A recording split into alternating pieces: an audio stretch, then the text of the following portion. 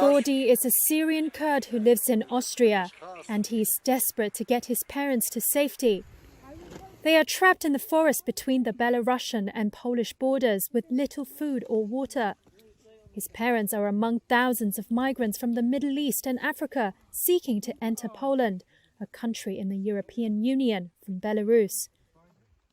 But the new Polish razor wire erected under the state of emergency has left many stuck in the forest. Some are suffering from serious illnesses, including high blood pressure and diabetes, and in need of immediate medical attention, according to Gordy. First of all, I'm not helping just any old person. I'm helping my parents. I think in the laws of all countries, of all religions, it's not forbidden for a person to help their parents. Second of all, the people there, aside from my parents, they're also human beings. They need help. I'm not saying to allow them entry into Poland, but at the very least get them help. No one even wants help from the Polish government. Just allow a way for international organizations, the Red Cross, they would enter to help. Gordy said his parents reached the rural frontier over land from Minsk after a flight from Syria when his mother suffered a leg injury. He learned that she was taken to a nearby Polish hospital but was signed out without proper treatment and pushed back with his father across the border in Belarus. In videos Gordy showed Reuters, migrants appeared to be living in forested area as winter set in. One even showed visuals of what he said to be 2 dead bodies. Reuters could not independently verify the footage or information. Gordy said he tried to approach the border but was turned back several times by police. Activists like Madalina Lusak from NGO Grupa Granica have advised him not to enter the restricted state of emergency zone where he could face arrest or fines. The Polish region's police spokesperson told Reuters that 170 individuals have been charged for helping cross the border illegally. The EU says the migrant flow has been orchestrated by Belarus in retaliation for sanctions imposed on Minsk over human rights abuses. But humanitarian groups accuse Poland's ruling nationalists of violating the international right to asylum by pushing migrants back into Belarus instead of accepting their applications for protection. Poland says its actions are legal. We turn overseas tonight to Hungary now. A state of emergency there tonight as the refugee crisis in Central Europe takes a new turn now. Migrant families fleeing violence back home, their journey now cut short as Hungary closes its borders. Police in riot gear told they can shoot rubber bullets at anyone who tries to. They surged through the open fields this morning, a river of refugees scrambling up a hill, chasing a rumor that this way is the way forward. This is an incredible scene. Thousands of people who were here at this crossing overnight have now heard that a crossing a couple of miles away is open, and they're on their way. But they were misled. This crossing is closed too. Is the border open? Is it open or closed? Not open. But the thousands here are defiant. Do you have the right to cross this border, do you think? We have the right to a new life, he tells me. We are fleeing killing and death. And in the middle of it all, we meet these guys. Identical twins Khaled and Fahad, 12 years old, from Damascus. We walked to here, walking. Walking the whole way? Yeah, the whole way. Wow. We're so tired and it's so scary trip. You've been scared? In the sea. They will never forget their terrifying boat journey to Greece. You were afraid you were going to die in that boat? Yeah. Or drown. Somehow, through it all, they're still just kids.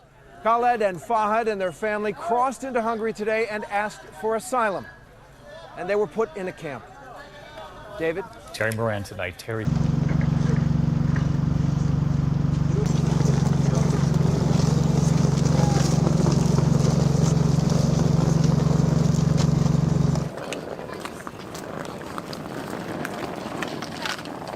Męża mam w Polsce i jedziemy z dziećmi do męża. Czyli już czeka?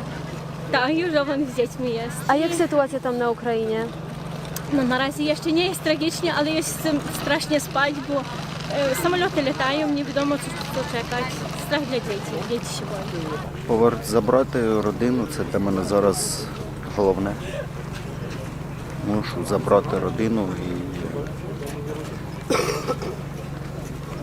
далі будемо жити, дивитися. Боїмося, але як всі виїдемо, так хто буде боронити? То є наш дім. Мами там свій дом, родину, шикну.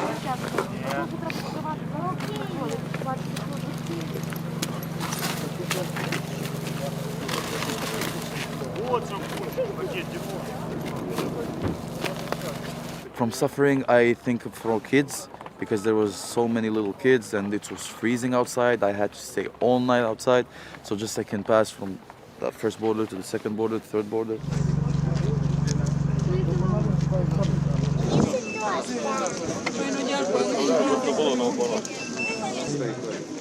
З машини. Що? Аби діти були, щоб сім'я була разом.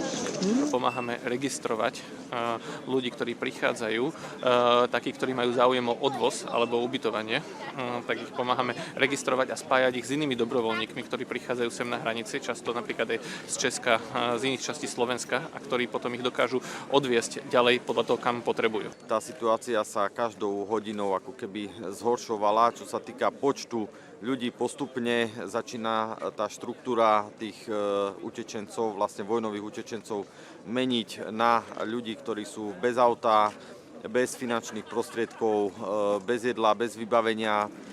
Navyše tie rodiny rozdeľujú na ukrajinskej strane, to znamená, že mužov vracajú naspäť na Ukrajinu vlastne do boja a sem prichádzajú matky s deťmi.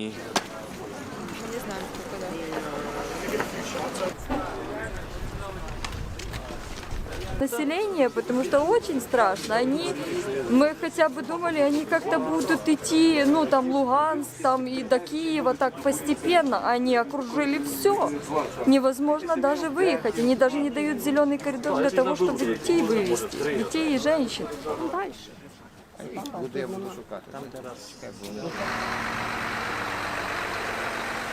Я їздив додому, бо втеді, що на нас напали і така трагедія стала.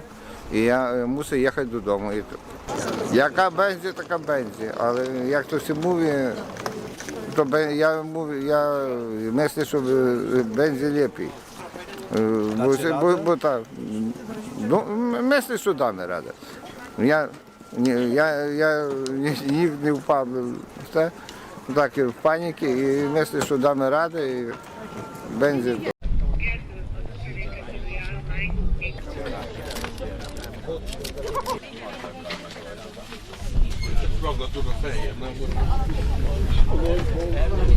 Akarok mondani, én rátom, hogy köszönök minden magyar.